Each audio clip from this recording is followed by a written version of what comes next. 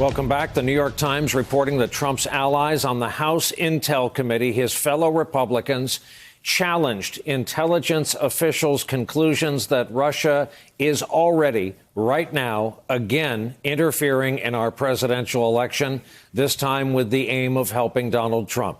The Times reports Republicans argued with straight faces Trump has been rough on Russia and strengthened European security.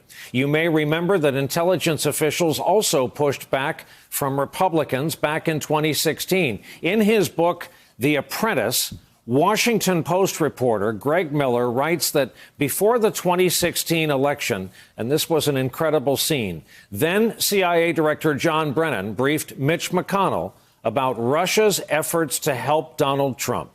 Miller wrote it this way: as Brennan moved through his talking points, the Kentucky senator expressed no alarm about what Russia might be doing in the U.S. election and instead accused the CIA director of playing politics.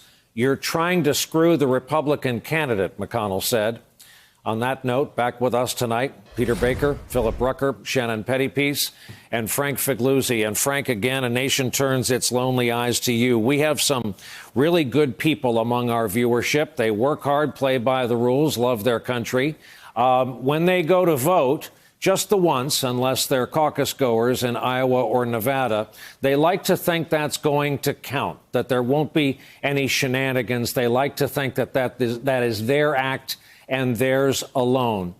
Who do they see about this news we are repeating tonight and how overwhelming and depressing it is?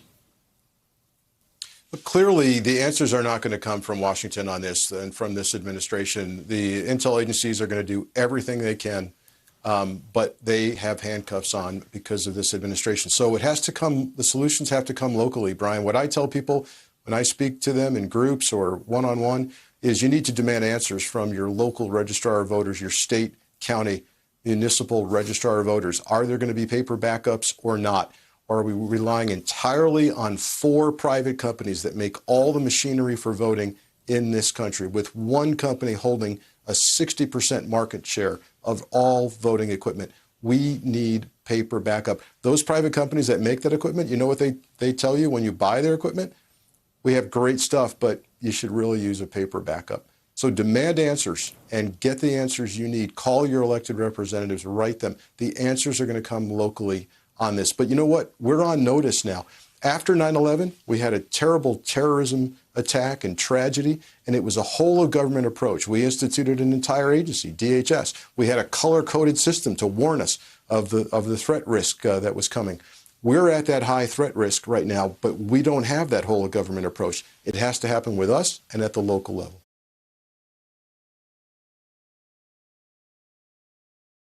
Hey there, I'm Chris Hayes from MSNBC. Thanks for watching MSNBC on YouTube. If you want to keep up to date with the videos we're putting out, you can click subscribe just below me or click over on this list to see lots of other great videos.